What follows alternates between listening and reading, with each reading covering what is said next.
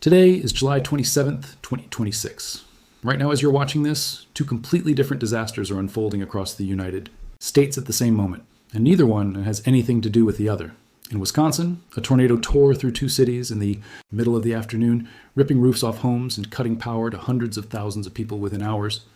At the same time, nearly 2,000 miles away, smoke from more than 50 wildfires burning across Oregon and Washington is riding the jet stream east, turning the sky hazy from the Great Lakes all the way down to Florida. Today is Monday, July 27th, 2026, and both of these stories are still developing as we speak. So let's break down exactly what happened today, how a tornado on the ground in the Midwest and a wildfire smoke plume drifting in from the Pacific Northwest can dominate the news on the same afternoon without being connected in any way, and what you actually need to know if you're anywhere near either one of them. Drop a comment right now. Has severe weather or wildfire smoke disrupted your week this summer? Tell me where you're watching from and what conditions look like outside. Your window today. If you want to stay ahead of severe weather and air quality events like this one, subscribe to the channel. It's completely free. And a thumbs up helps get this in front of people who genuinely need to see it before the next system rolls through their area. Now let's get into what actually happened today. At around noon Central Time on Monday, a confirmed tornado touched down in Winnebago County, Wisconsin, roughly 90 miles northwest of Milwaukee. The National Weather Service tracked it moving directly through the city of Menasha and then into Appleton, before continuing on through Neenah and Oshkosh. And at one point, it was even reported briefly as a waterspout crossing over Lake Winnebago. Menasha's own police, fire, and public works departments described themselves as actively responding to significant storm damage throughout the city. Photos coming out of Appleton in the hours after the tornado passed showed homes stripped clean of their roofs, a car thrown up onto a front lawn, and entire streets buried under downed trees and shattered branches. Traffic signals went completely dark across parts of the city. Roads backed up for miles as drivers tried to navigate around debris. Office workers in the area were sent down into basements to shelter as the sky turned an ominous black in the middle of the day. As of Monday evening, Winnebago County's top elected official said there were no confirmed fatalities or injuries, although emergency crews were still going door to door checking on residents to be certain. That is the one piece of genuinely good news inside an otherwise dangerous and destructive event, because this tornado wasn't some isolated funnel, cloud that appeared out of nowhere. It was one piece of a much larger severe weather system that hammered the entire Great Lakes region for most of the day. Storm reports poured in from across northern and eastern Wisconsin all morning long, well before the Appleton tornado even touched down. Hail as large as grapefruits fell in Shawano County. Trees and power lines came down across Marinette County and up into Vilas County near the Michigan border. A tornado warning was issued and expired for Fond du Lac and Dodge County earlier in the day, with trained weather spotters reporting a funnel cloud on the ground before that particular storm eventually weakened.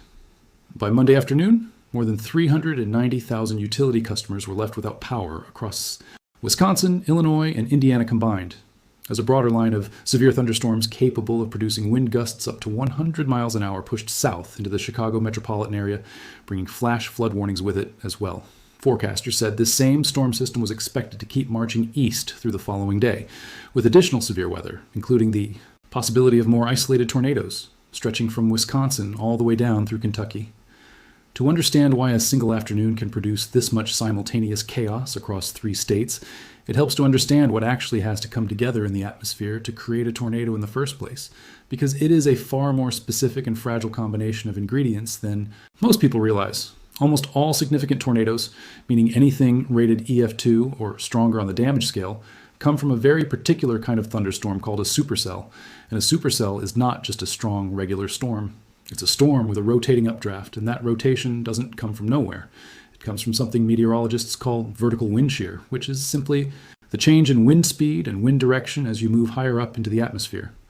Picture the wind near the ground blowing gently out of the southeast, while wind higher up, thousands of feet above, is blowing much faster out of the southwest. That difference creates an invisible horizontal spinning motion in the air, almost like a rolling pin lying flat in the sky. When a powerful thunderstorm updraft develops underneath that horizontal spin, the rising air tilts that spinning motion from horizontal to vertical, and you get what's called a mesocyclone, a rotating column of air inside the storm that can stretch for miles. From there, if a narrower, tighter vortex manages to develop down near the ground itself, connecting up to that rotating column above it, you get a tornado. Researchers studying this process have found that a wind speed difference of only about 50 miles an hour between the ground and roughly 18,000 feet up is typically enough to set the stage for a supercell to form. But here's the part that keeps this genuinely difficult to forecast with total precision. Not every supercell produces a tornado. Studies tracking this have found that only around 20% of supercells actually spawn one. The other 80% spin menacingly, sometimes for hours, and never send a funnel down to the ground at all. That's exactly why meteorologists can issue a tornado warning with real confidence that a dangerous rotating storm is present, while still not being able to guarantee that a specific patch of ground is about to get hit, which is precisely the uncertainty Wisconsin residents were living through in real time today as warnings popped up and expired across multiple counties before the Appleton tornado actually touched down. Wisconsin is no stranger to this kind of summer severe weather, but today's event fits into a pattern that's been building for years. Back in late July of 2021, an unusually powerful outbreak produced 46 tornadoes across the Great Lakes, Ohio Valley, and Mid-Atlantic in a single overnight stretch, with winds as strong as 140 miles an hour recorded in Pennsylvania, though remarkably, nobody was killed in that event either. More recently, back in April of this year, a major outbreak tore across the Midwest and Southern Plains over 2 days, producing 86 tornadoes total, including an EF3 that struck the town of Ringgold, Wisconsin, with winds reaching 145 miles an hour. Lay today's event next to those two, and a pattern starts to emerge. Wisconsin has now seen serious tornado activity in the spring, and now again in the heart of summer within the same year. And while no single season proves a long-term trend on its own, meteorologists tracking severe weather across the Midwest have been watching exactly this kind of increased frequency for years now. Now here's where the second half of today's story comes in, and it has absolutely nothing to do with the storm system in Wisconsin. While one part of the country was dealing with tornadoes touching down on the ground, the entire eastern half of the United States was breathing air that started out this morning as trees burning, nearly 2,000 miles away. Early Monday, the National Interagency Fire Center counted 51 large, uncontained wildfires, burning across Oregon and Washington alone, part of an outbreak that climate scientists are already describing as extraordinary given how it developed. It didn't begin with a single dramatic spark. It began back in the winter, with historically low snowpack across the Pacific Northwest, following an unusually warm and dry season, setting the stage for a severe drought heading into summer. A study published just last week found that this particular western snow drought was made roughly 4 times more likely because of climate change, which gives you a sense of how far back the roots of today's smoke actually go. Then in mid-July, thousands of lightning strikes hit that already parched, tinder-dry landscape during a single stretch of thunderstorms, igniting fire after fire across terrain that had almost no moisture left to resist burning. Add extreme heat on top of that, then more lightning, then strong winds, and you get exactly the kind of runaway, hard-to-contain fire behavior that meteorologists have been warning would eventually arrive. Nationally, more than 4 million acres have already burned across the United States since the start of the year, which puts 2026 well ahead of the 10-year average for total acreage burned by this point in the season, and this outbreak in the Pacific Northwest is shaping up to be the most severe stretch of fire activity the region has seen in at least 4 years. Unlike a typical regional wildfire story that mostly stays contained to the area around the fires themselves, this smoke isn't staying anywhere near Oregon. Meteorologists tracked the plume traveling across a path of roughly 2,500 miles, drifting over the plains, through the Midwest, and out across the entire eastern seaboard, with hazy skies and elevated particulate levels reported as far south as Florida on Monday.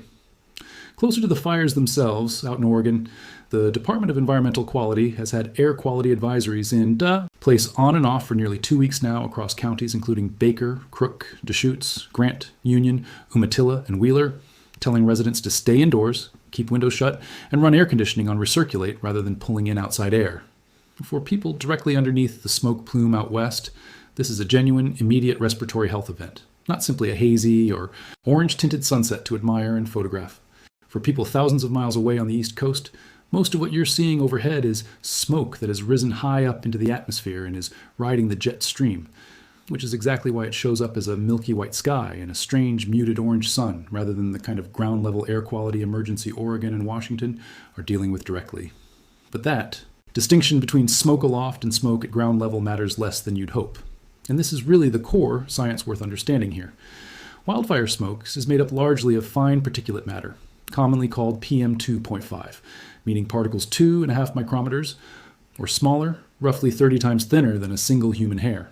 These particles are small enough to travel enormous distances, riding high-altitude wind currents, and small enough once inhaled to slip deep into human lungs and even pass directly into the bloodstream. During the day, warm air rises and can carry that smoke high into the atmosphere, where it catches the jet stream and gets pulled thousands of miles from its source in a matter of days. But at night, as the air cools, some of that smoke can sink back down closer to the ground, which is exactly why air quality in a smoke-affected region can sometimes look fine during the afternoon and then noticeably worsen after dark or into the early morning. During particularly intense fire events, PM 2.5 concentrations near the source can reach levels 10 to 20 times higher than international air quality guidelines consider safe. Health researchers have linked short-term exposure to wildfire smoke to increased asthma attacks, worsened cardiovascular and respiratory conditions, and elevated mortality risk in the days immediately following heavy exposure, with children, older adults, and anyone with an existing heart or lung condition facing the greatest danger. This isn't a new phenomenon confined to 2026 either. Back in 2020, smoke from California's wildfires rose into the jet stream and traveled all the way to the East Coast, partially obscuring the sun in cities that had no fires anywhere near them. In 2023, smoke from wildfires in Quebec pushed PM 2.5 levels above 100 micrograms per cubic meter in cities like New York and Philadelphia, turning the sky an apocalyptic orange for days and making headlines around the world. What's happening today is simply the latest chapter in a pattern that keeps repeating with more frequency and more intensity as fire seasons across North America grow longer and more severe. What ties these two stories together isn't geography, and it isn't a shared cause, because a tornado ripping through Wisconsin and wildfire smoke drifting in from 3 states away are not connected weather systems in any meaningful scientific sense.